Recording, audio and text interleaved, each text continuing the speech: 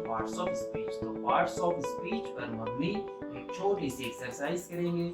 इस एक्सरसाइज को हमने महाराष्ट्र स्टेट की स्टैंडर्ड 7th की इंग्लिश टेक्स्ट बुक से लिया है।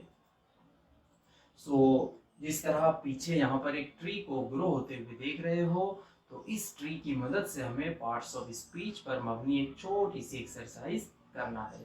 चलिए शुरू करते हैं। सबसे पहले टेक्स्ट बुक में जो हिदायत लिखी है हम उसे देख लेते हैं, और वो हिदायत ये है, the tree figure shows the different parts of speech and their examples given in the poem.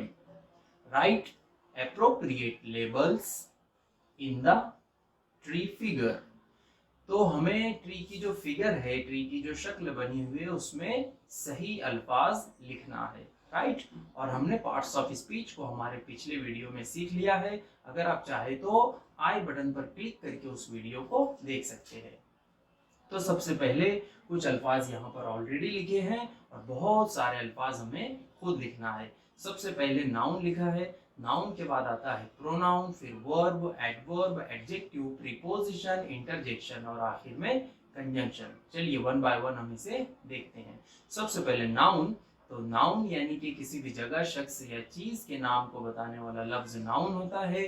जैसे कशफ एक लड़की का नाम है, इसी तरह से मैंगो यानी कि आम, और पेन यानी कलम, राइट। तो ये नाउन की मिसालें हैं। उसी तरह से प्रोनाउन यानी कि नाउन की जगह पर इस्तेमाल होने वाला शब्द या लफ्ज। तो जैसा कि यहाँ पर लिखा है, शी है, ही है और इट।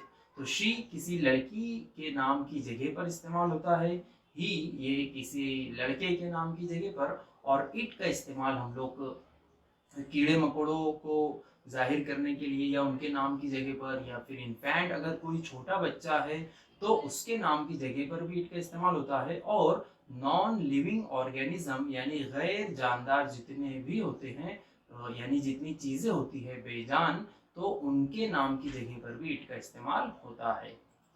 उसके बाद हम देखते हैं वर्ब यानी काम, किसी भी काम को बताने वाला लफ्ज।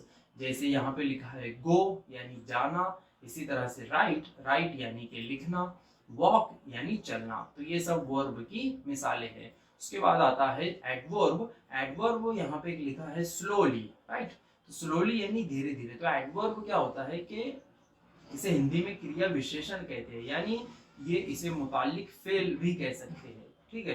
तो एडवर्ब जो है काम किस तरह से किया गया है, how was the work done, ये हमें बताता है।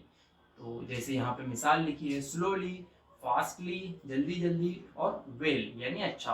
तो ये सभी एडवर्ब की मिसालें हैं। उसके बाद में हम देखते हैं एडजेक्टिव। तो एडजेक्टिव को सिफत कहते हैं या विशेषण भी कहते हैं। किसी भी चीज की, वस्तु की, इंसान की खूबी या खामी यानी उसकी खुसूसियत को, उसकी विशेषता को बताने वाला लफ्ज एडजेक्टिव होता है। जैसे गुड यानी अच्छा, बिग यानी बड़ा, और स्वीट यानी मीठा, ठीक है। तो ये सभी जो मिसालें हैं ये एडजेक्टिव की है। और एक और है हार्ड।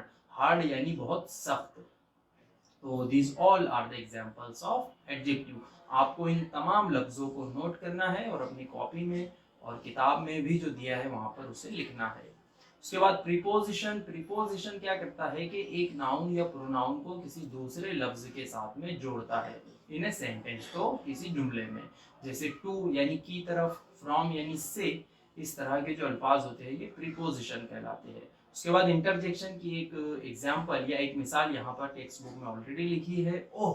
तो इंटरजेक्शन ऐसे अल्फाज होते हैं जो हमारे जज्बात को, जैसे खुशी है, गम है, इनका इजहार करने वाले अल्फाज होते हैं, या बहुत हैरत है तो उसे फिजाइया अलामत के जरिए जाहिर किया जाता है, ठीक है। इसे हर्फ इस्तेजाइया भी कहते हैं। तो ये इंटरजेक्शन की मिसाल है। उसी तरह से हार्क। तो जब हम किसी हैरानी को जाहिर करते हैं तो वहां पर हार्क इस लफ्ज का भी इस्तेमाल किया जा सकता है। और आखिर में आता है conjunction. Conjunction simply joins sentences.